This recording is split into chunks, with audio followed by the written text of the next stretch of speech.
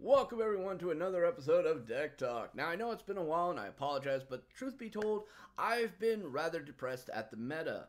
Last video we kind of talked about the whole new tempo rogue with the prince and this, that, and the other, and everybody started playing it. It became pretty much a staple of the fucking meta. God help us. And from there, another little side effect happened. Everybody started making their own aggressive decks. And it wasn't just with princes either. They started realizing, hey, wait a minute. There are two cards in this that are really fucking good. The Cobalt Scalebane and the Bone Mare. Oh my god, these cards are amazing. I'm not even going to lie, man. Everybody's got their own aggro decks. Priests have got them, mages have got them, and they're all using those two cards. And it's really become kind of problematic, guys. Really has become problematic. So, it is what it is, ladies and gentlemen. But I've been looking for a deck that didn't use these because it's kind of depressing. You know, they're cookie cutter. I don't like cookie cutter. I want something new and unique. So I went looking around, and I wanted to find something that didn't use them and was able to kick the shit out of them. I know, that's asking a lot considering how powerful those cards are. But I found it. Yes, I did. Control Demon Lock. Alright, so this variation of the whole control concept actually comes from Bart HS, and you can find this on Hearthstone. There'll be a link down below as well as the deck code for it. So, what do I like about this deck? It plays very much like a control deck should. It cycles a lot to get to where it needs to. Think like the original Handlock. It's got a lot of recovery mechanics for life to where you're not going to be exposing yourself too easily to some mid-game burst potential, i.e. Shaman. And it's got a fuck ton of AoEs that pretty much shrek the shit out of a lot of deck designs that are currently out there. Ding ding. And it gets to use Blood Reaver Gul'dan, who I think is one of the best freaking Death Knight hero powers that you could possibly get. Now, when I initially looked at this deck, I went, oh, this looks kind of interesting. And then I saw the region. It was based out of EU. I'm like, oh. Now, I'm not trying to be a dick. And I'm not trying to sound like I'm a bigot or anything of that nature. It's just my own personal experience here. Anytime I've played a deck that was based out of the EU, I have found the results to be less than spectacular. Alright? On NA. Alright? And I've had arguments with different guys, and it's like, well, no, there's no difference between NA and EU meta. It's like, have you played on NA? I don't have to. Are you sure? So, I actually had one guy who was willing to actually take his deck on NA and test it out. And he came out and was like, you know, you're actually right. It seems to play really crappy over here, but does really good over in EU. I don't get that. And so, I mean, there is something to be said about that. But again, this could be a confirmation bias type deal. We only see what we want to see, maybe. But I went into testing this deck with a very open mind. Like, all right, let me see if I can figure out where, like, the big problem that I'm going to possibly have with the deck. And I immediately identified Medivh the Guardian. I was like, okay, that just seems too fucking greedy. And I was reading through the guide and reading through some of the explanations and the commentary that he left. And I was like, okay, maybe it's not that greedy. And in play, it's not very greedy. It's actually kind of a win more scenario card that if you can get it going, it's great. If you can't, don't worry about it. You're good. And you don't have to, like, try to rush out to get the Medivh like some other decks will have to do. It's cool. It could sit there. You know, you still got the Lich King. You can play that out on 8 as well. Yeah, there you go. You're fine.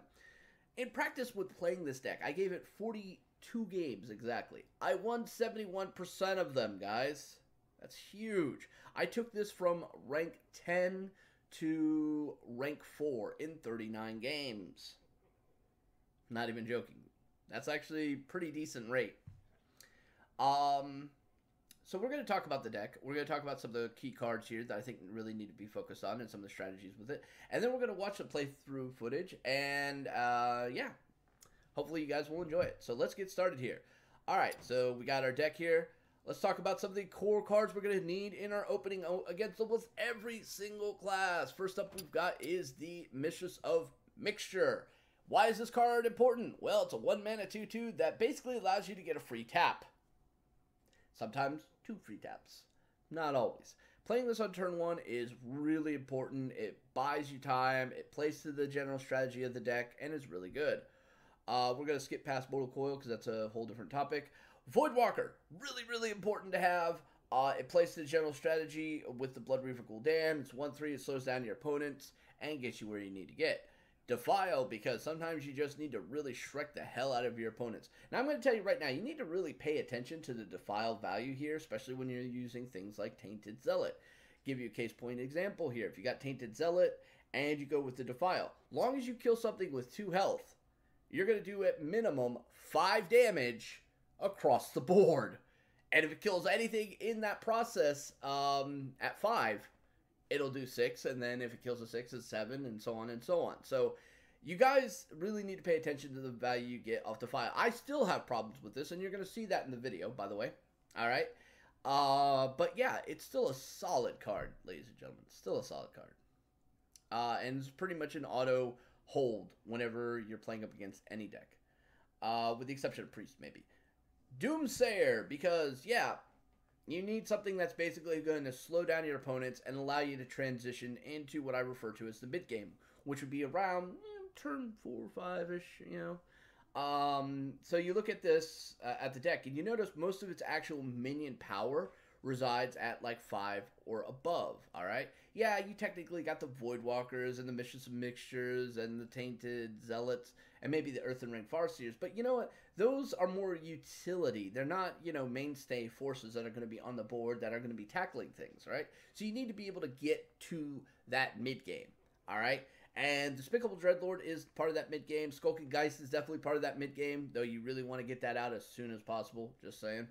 Abyssal Enforcer, also definitely part of that mid to late game. And then after that, you're looking at Medivhs and Lich Kings and Twisting Nethers and Blood Reaver Gul'dan. So you're going to need cards like this around, you know, turn 3, turn 4, etc. in order to slow your opponents down. Now, your opponents might try to invest in killing this, right? Here's the good thing about that. If they invest in killing this, that means they didn't go face. So either way, it worked to your advantage. If you played this on 3, boom, they did that. And you top deck a Hellfire, now going to 4, you wipe the board. So it did exactly what it was supposed to do. Buy you a cushion. Buffering. That's why I like the Doomsayer. And if they don't deal with it, it just wipes the board. So either way, it's a win-win scenario. And they didn't have a chance to play more shit down. GG. Alright. Now, let's talk about that mid-game we were just talking about here. Okay, so we kind of have to start here with your Despicable Dreadlords. It's a Yeti with an AoE, just amazing. And it's a demon, so it comes back with Blood Reaver Gul'dan. Skulking Geist, again, you Shrek the hell out of Druid, Rogue, Priest, and Shaman. Very hard. Mage, not so much. Alright, let's be honest here. You do jack shit to Mage most of the time. Because none of them are running Arcane Missiles anymore for some odd reason, but okay. Paladins, not so much, with the exception of maybe Smuggler's Run, okay? Which is kind of beneficial if you think about it. But most of the time, Smuggler's Run is going to be played early on in the game to where its value is pretty apparent. And by the time you get out Skulking Geist, you're not really going to get that much value off of it. So, yeah, there's that. Warrior, okay. Warrior is actually kind of an interesting one because you end up taking out Whirlwinds, which could be kind of beneficial to some of their play strategies. All right. But for the most part, meh, not really. So yeah, you do quite a bit of disruption to like half of the classes out there, and a little bit of disruption to some of the other ones, but not too much. So to me, it's a pretty good card, considering those classes that it's disrupting are some of the most popular ones being played right now in the meta. It makes perfect sense to run this. If not for the sake of, it totally fucks with Druid and Shaman. That's all you need to know. Totally wrecks Druid and Shaman. Alright. Abyssal Enforcer, a 6/6 that also does an AoE across both sides of the spectrum. Clear stuff, makes perfect sense, feels extremely Warlock here, so yeah, cool. Now we start getting into the late game, so let's talk about that. You got your Medivh here, and you got your Lich King, as well as Blood Reaver Gul'dan. So let's talk about Medivh. So Medivh has a really interesting, cool combination plays. Obviously, getting this down on 8, if you can, and not being under too much pressure, is actually really good. Playing a Twisting Nether immediately behind it after you smash Medivh to the face and clearing off all your opponent's crap in order to ensure that you're going to live is actually pretty damn good. Matter of fact, I have hit Medivh to his face, played down the Twisting Nether, lost Medivh, regained a new Medivh, regained an Eldritch Horror, regained a Tyrion, which I didn't think was possible, but apparently it is, which starts making me think, maybe there's some other cool stuff we could get there. So yeah, definitely has some pretty good value there. But let's not just look at the Twisting Nether. We've also got Siphon Soul. You know, there's a lot of decent 6-drops here in this game. So let's see. Hey, look at this. Ancient Blossom. That's actually a phenomenal 6-drop to get. Argent Commander, kind of useful. Let's not lie. Boulder Fist Ogre, great. However, there's some really shitty 6-drops you can get. Corrupted Seer. There's another one that's also pretty bad that I can't think of right now. One of my favorite ones to get is Illidan Stormrage. Guess what? Illidan's a demon, guys. So, getting him back with Blood Reaver Gul'dan is fucking insane. Yes. So, yeah, I 100% support using that card. It's actually pretty damn amazing. All right, in that combination. Now the Lich King. There's some really cool strategies involving the Lich King, mostly involving some of the spells that you're going to get off him. And we're going to talk about like some of the really core spells, and we're also going to talk about the Frostborn issue. All right, so probably some of the best spells you could get off of the Lich King. Death Grip, 100% Death Grip against, let's see, Mage and Priest. Death Grip is your best friend, but you're going to have to time it right and pray to God, or Benbrode, whichever you believe in, to get what you need. And then you're wanting one of two cards in those two different classes, Archmage Antonidas and Velen, respectively. You can do some really nasty things with that. With Velen, guys, I'm gonna tell you right now, your Blood Reaver hero power with Velen is deal 6 damage, gain 12 life. That is insane. That is insane, ladies and gentlemen. Also, interesting side note, Velen plus Drain Soul is deal 4 damage, gain 8 life. It's awesome, right? Really awesome. Alright, moving on. So yeah, that's probably one of the best cards you get out there. Other ones, Anti-Magic Shell, especially after you've done Blood Reaver Gul'dan, makes total sense. Obliterate's kind of useful. It's another hard removal, but it does kind of hurt you, so you gotta like be really careful with that. Play it very, very conservatively. Let's see what else we got there. Oh, Death Coil. Deal 5 or heal 5. I like both of those, right? Those fit pretty good. It's very multifunctional. And it fits very thematically with what this deck is trying to do. So it makes sense. And there's one other one I want to bring up, and that's Army of the Dead. This one is situationally good. Like, you're going to want to use a deck tracker when playing this deck. And if you've got Army of the Dead in your hand, you want to look over, and it's like, okay, well, you know, I have all of my Twisting Nethers, so I've used them. I've got all of my Siphon Souls, or I've used them. So pretty much everything else is just going to be a minion. You have to decide whether or not, you know, you need the AoE effect off the Abyssal. You need the Skulking Geist. You need the Medivh's Atiesh or whatever. You got to have to make that decision. Also, I'd recommend either A, having Blood Reaver Gul'dan in your hand, or already in play before you make this decision. Just saying. Because it can be quite counterintuitive and fuck you over if you lose Blood Reaver Gul'dan. Just saying. So, it's situationally okay. Doom Pack, oh god, no, hell no. I don't like that card at all. I've tried using it, it just doesn't work. Now, if it also, like, milled your opponents, I think that card would be fucking hilariously good. Holy shit, would that card be hilariously good. But it doesn't, so. Now, the other issue is Frostmourne. So, Frostmourne I like in every other class except for Warlock. And the reason why I don't like it in Warlock is you're already kind of hurting yourself a lot through your tapping mechanics and through a lot of your AoE mechanics and so on and so on and so on. And now you're going to use a weapon to tempo trade. That gets a little bit wonky, to say the least, ladies and gentlemen. In fact, it's kind of bad, no matter how you try to look at it. The moment you start tempoing out your opponent's board, you now are weakening yourself. Now, if you've already got Blood Reaver Gul'dan out, then it kind of makes a little bit of sense. You know, you kill something, heal back some life, you know, whatever. And yeah, I kind of get that. It could possibly work, but 9 times out of 10, I try to avoid it, unless I'm against Priest. And here's why. If a priest goes Priest of the Feast, and I have Frostmourne out, yes, I'm going to try my damnedest to kill it with Frostmourne, just so I can get it back and use my spells to basically heal me more and more and more. That's kind of the base principle there. You know, same thing that priests are using with it, I'm going to do it as well, because as you can see, we have a slew of spells that we can benefit from. So it makes sense. But outside of that, no, not really. It's just, you're going to be taking that to their face most of the time to constantly push damage. That's the only real viable use for it at that point.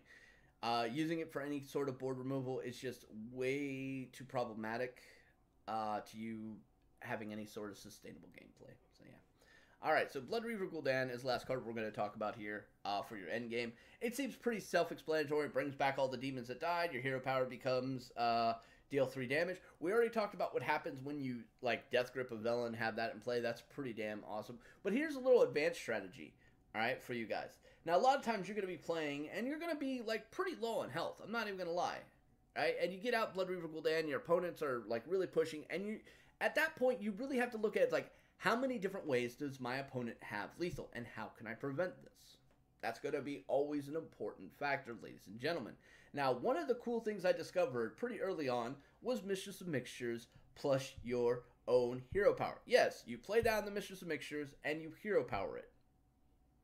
Yes, you do heal yourself for 7 life. That can actually be quite devastating to your opponent's plans. And it's only 3 mana, which leaves you 7 mana left over to, say, possibly use Abyssal Enforcer and clear the shit out of the board. Yes, you lose 3, but you gained 4. So in its own way, it's actually pretty good. Another way you could have actually done that a little bit more effectively, to be perfectly honest with you, is actually just go with the Abyssal Enforcer. Actually, no. Go Mistress of Mixtures, go the Abyssal Enforcer, that way you gain 1, and then use your hero power on your opponent, and you gain another 3 there. So again, you're still gaining 4. So either way, it works. Doesn't really matter. But in a pinch, and if you need to, like, gain life, there you go. That's 7 right there you could possibly do. Is it overly that good? Depends on the situation, to be perfectly honest with you. Alright, so that's pretty much it for the deck description and all that. And now we're going to go and watch me basically play the deck as we did yesterday on the stream. So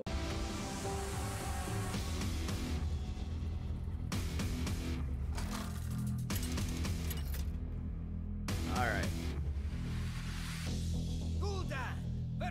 We got our music playing. We're ready to go. Let's do this. Okay, Mage is not something we're overly good with. Statistically, they're going to win. Alright.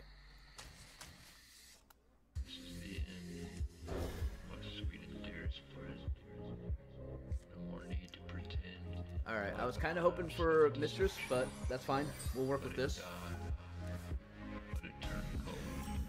Twisting Nether will be helpful.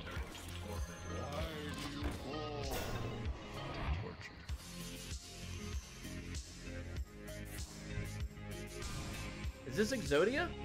This might be Exodia. Maybe not. This might just be a wonky secret burn mage. We'll find out here in a second. Okay. Go ahead and do the tap. Very nice. And no, I did not craft 2 Despicable Dreadlords in gold. I got them in gold, so.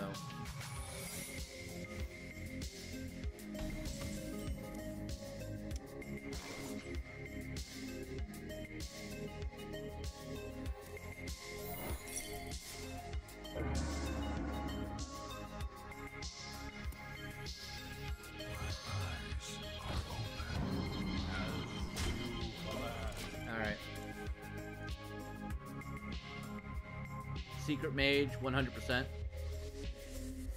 Right, Mortal? We have many secrets.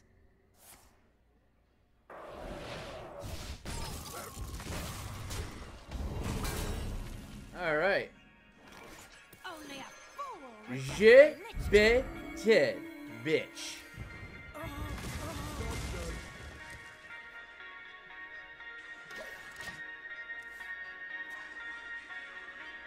Show me what you got.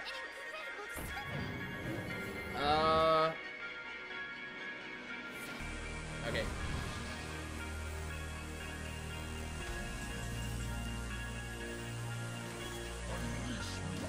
We can get to turn 8 not being under too much pressure. We're fucking golden.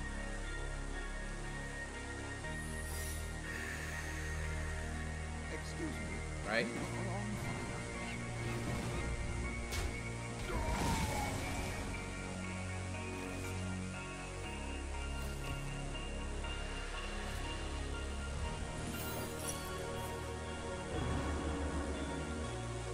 Alright. That's good, that's good. We've knocked out both counter spells. That means all of our removal tools. Fuck you. Okay, that sucks. Alright. We're gonna have to Geist. What did we get from him? Nothing. Alright, but we still have... He might trade Hero Power. If he does that, then... Does that change anything? Nope. We still have only one play. This is a aggressive Burn Mage. I'm really tired of these two being put together. This again goes back to my saying that there needs to be a...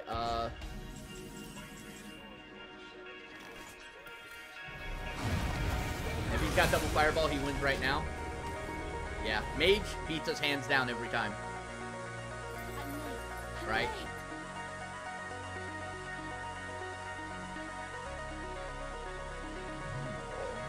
Right, okay. So if we clear that, then that removes more of his power base. Or, wait a minute.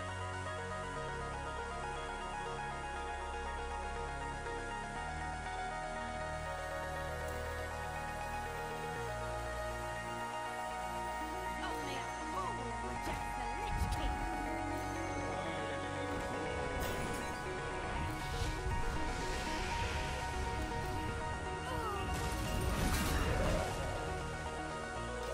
Woo! Okay. We're making it to our end game somehow. And we're... Yep. I was kind of afraid that would happen. Yep.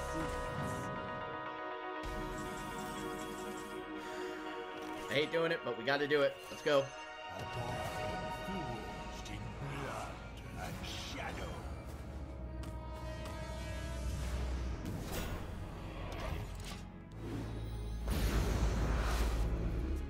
Alright, so again, we're still not out of danger. If he's got both fireballs, he can fuck us right now. I don't think he does unless he just top decked it. Ooh. Alright. Okay. So we know that's probably not... Alright.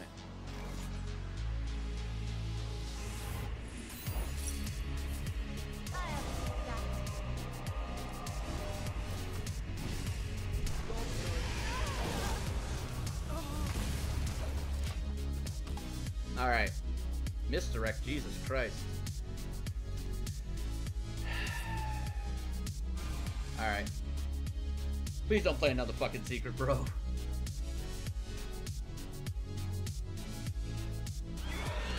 Fuck me running. Alright. So... That sucks.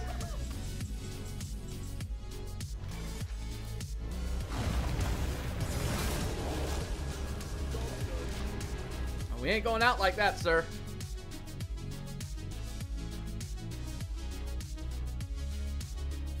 Fireball, yep.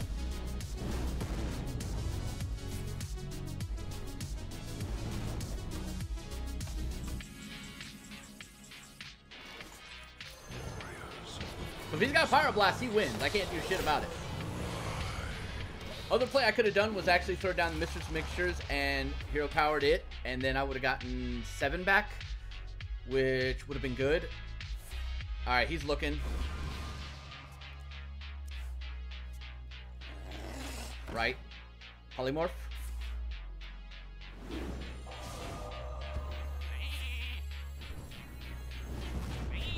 Alright. I'm late. I'm late.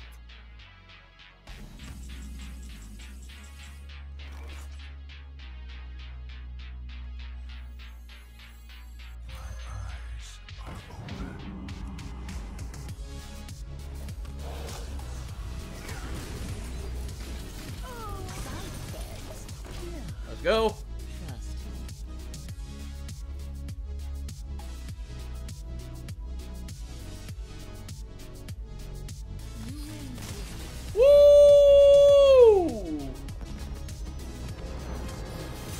Not favored, but we...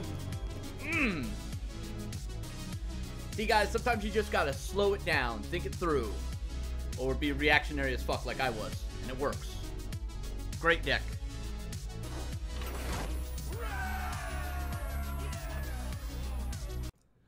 And that was the game, my friends. It was a good game, too. We were very reactionary the whole time. We did make a misplay, all right? And I'm not even going to lie that Spellbender, which I refer to as a misdirect, because it's misdirecting where my spell is supposed to be going. It's not the actual Hunter spell of misdirect. That kind of really threw me for a loop, but we were able to get through there. We were able to get through there and just keep up the pressure and do what we had to do. And eventually, we ran our opponent out of damage. We just ran him out of damage. He had no more big minions. He had no more actual, big booms that he could throw at us. All he had left was his hero power that was doing 1, and ours was doing 3 and healing us back. So we were eventually winning that battle. So, yeah, guys, if you like this deck, please go to the Hearthstone link down in the description. If you want to try it out, the deck code is down there as well. And go to the link and give an upvote to the guy and tell him how much you actually like the deck. And remember, guys, if you like these videos, please like, subscribe, leave me some comments down below. Let me know your thoughts about this deck and the series in general. Till next time, this is Shiv saying stay safe, have fun, may RNGs bless you, and I'm out of here.